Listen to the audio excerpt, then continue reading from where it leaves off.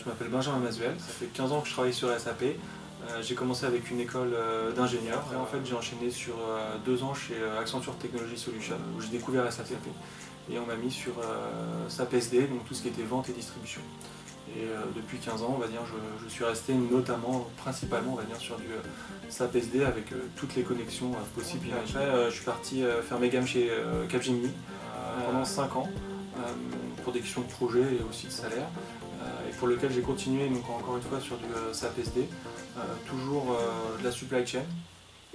Donc avec de l'intégration sur du FICO et de l'intégration aussi sur tout ce qui était magasin, entrepôt, donc logistique, exécution, LE, et puis QMWR. Après ces 5 ans chez Capgemini, un peu pour les mêmes raisons, je suis parti chez Accenture, toujours sur du SD.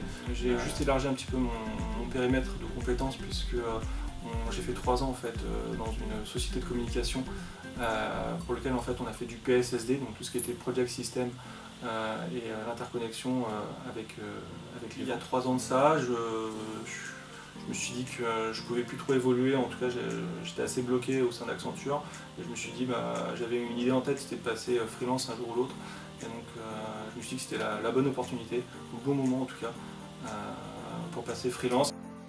Je l'ai fait en 2 étapes, je l'ai fait avec Team RH en portage salarial. Ce qui m'a permis de continuer ma mission et de ne pas s'occuper de tout ce qui était administratif. Il y a 1 an et demi, je suis passé chez Team Free en étant cette fois-ci vraiment freelance, donc consultant indépendant.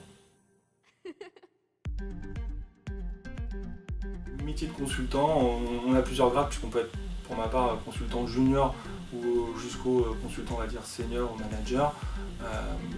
En tout cas moi dans la vie de tous les jours je conçois le métier de consultant en termes d'accompagner le client. Pour moi en fait le client va nous demander de l'expertise, que ce soit sur SAP, PeopleSoft ou un autre ERP, c'est pas très important. Mais voilà, c'est de l'expertise aussi bien métier que IT. Le principal pour lui et pour le client c'est d'être autonome le plus rapidement sur sa partie métier et sur sa solution. Et derrière donc de pouvoir les accompagner, de répondre à des problématiques métiers avec des solutions IT et le plus possible, si possible en tout cas sur SAP, c'est ce qu'on parle, de le garder, d'être dans le standard pour éviter de faire du spécifique et d'avoir des problématiques de support derrière. Actuellement, j'ai commencé une nouvelle mission donc, avec Team Free depuis juillet 2018. J'ai 2 projets phares. Un premier projet qui est en fait un déploiement d'une solution Core, donc un déploiement en filiale. Donc on a 8 pays sur lesquels on a fait un go-live, donc sur lesquels on a fait un démarrage le week-end dernier et migrer tous les objets qui étaient nécessaires pour pouvoir démarrer ces filiales sur un nouveau SAP. Et en parallèle, je suis sur un deuxième projet pour lequel je suis chef de projet. Donc je suis en lead sur toute la partie on va dire colisage, c'est-à-dire qu'aujourd'hui l'entreprise met des articles dans des colis sur des palettes dans des camions. Et en fait toute cette partie-là en fait, n'est pas forcément retranscrite à fond dans SAP. Donc on est en train de la retranscrire dans SAP.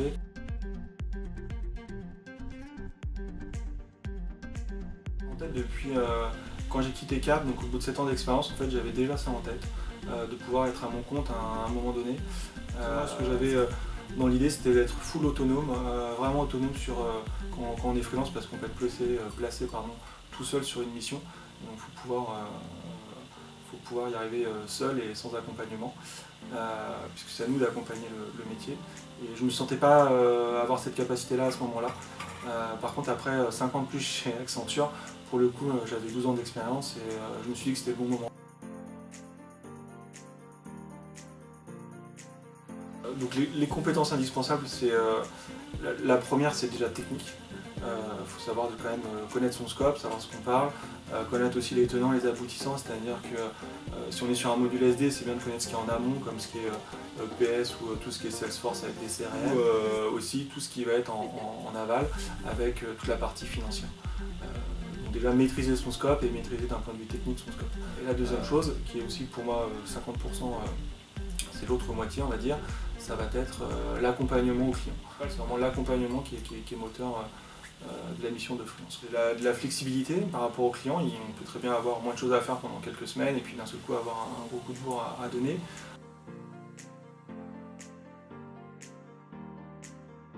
Beaucoup d'avantages pour ma part. En tout cas, ce que je trouve, c'est que le premier avantage, c'est une flexibilité en termes d'organisation de travail entre le perso et le pro. Ce qui était peu ou pas possible dans des SS2I ou dans des entreprises de consulting, l'est beaucoup plus aujourd'hui. Le deuxième avantage, je dirais que c'est aussi un avantage pécunier. On gagne quand même un peu plus d'argent en étant freelance. Tant que le marché est porteur, je dirais qu'il n'y a pas vraiment d'inconvénient parce qu'on arrive à choisir sa mission, à choisir presque son taux, je dirais.